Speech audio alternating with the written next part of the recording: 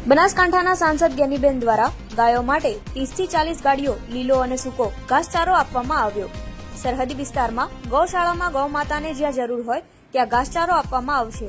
બનાસકાંઠા સંસદ સહિત ગૌભક્તો દ્વારા અસરગ્રસ્ત વિસ્તારોમાં ગૌમાતાઓ માટે ઘાસચારાની વ્યવસ્થા। जय गौ माता।